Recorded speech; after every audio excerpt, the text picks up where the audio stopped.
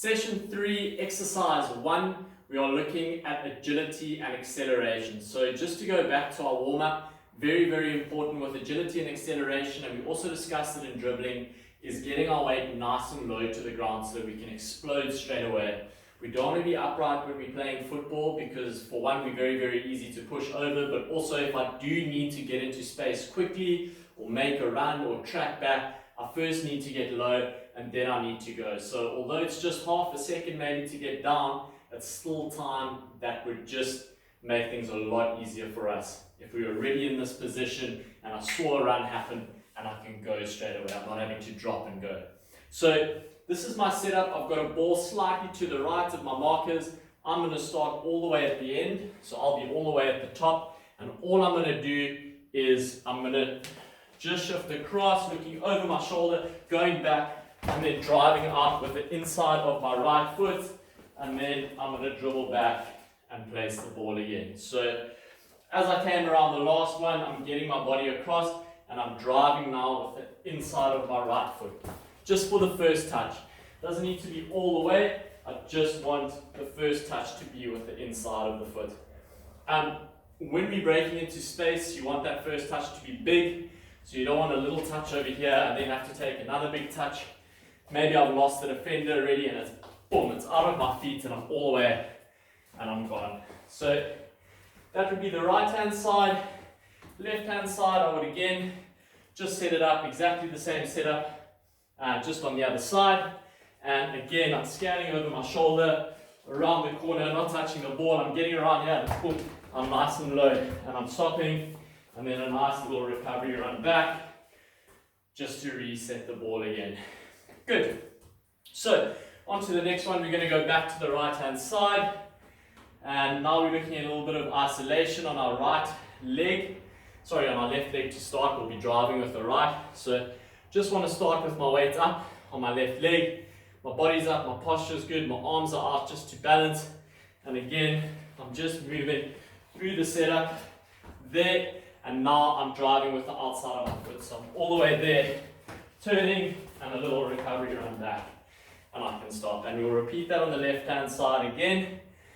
So when I'm driving up on the left hand side, I'm starting on my right foot. So again, balance is there, weight slightly up, and I'm just on my toes, moving in between, around here, and now exploding out of my left foot, getting to the end, and a little run, keeping the ball on my left foot.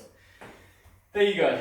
Okay, so straight on to the next one, and we're going to be looking at forward hops, and then driving out with an under roll. So we've already looked at this in session 1, and all I'm looking for is placing the ball on this side over here, or even you can work backwards if you want more space to drive into. You can use the same starting point, and I'll just work my way forward slowly.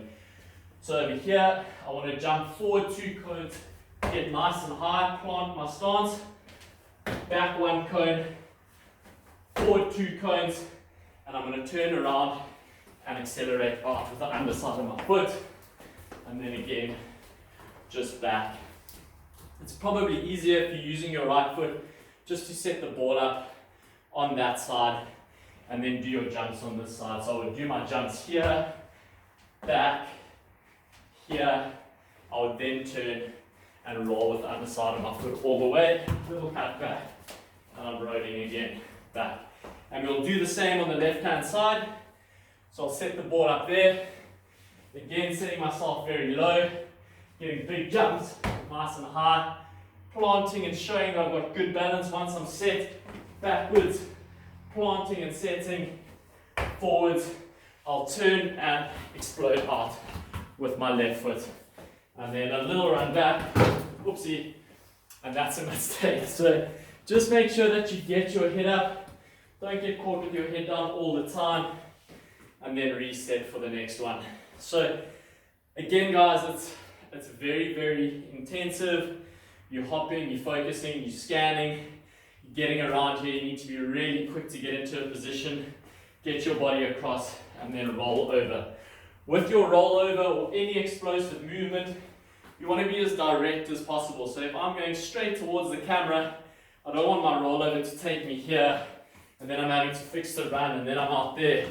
So I basically just want to take the shortest route through to the goal. So as soon as you get around, nice burst of energy, nice and low, and I'm straight towards the camera and turning and going around.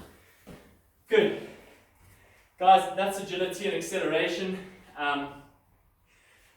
The most important thing to remember going through your agility is just to really focus on technique and quality over speed. Don't be jumping forward like low jumps and you back like that. Really focus on getting nice and high. It will give you a lot of practice for winning those headers or going up for a headed goal. And really focus on landing nice and comfortably, cushioning your landing and waiting until you're ready and then exploding into the next jump. Also, positioning of the ball is very, very important when you're exploding. In a game, if I'm wanting to go direct, I don't want the ball too far behind me because then I'm having to pull it out. I really want to set the ball in front of me there so that I can just go and get my head up nice and early. Guys, well done. You've made it this far.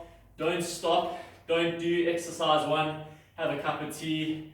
Play FIFA. Come back. Try and knock these sessions out one after the other because it's quite a bit of agility, obviously, and strength. But if you can do each exercise after the other, it'll just add that little bit of fitness to your play before we get back. I hope you enjoy it. I'll see you in exercise 2.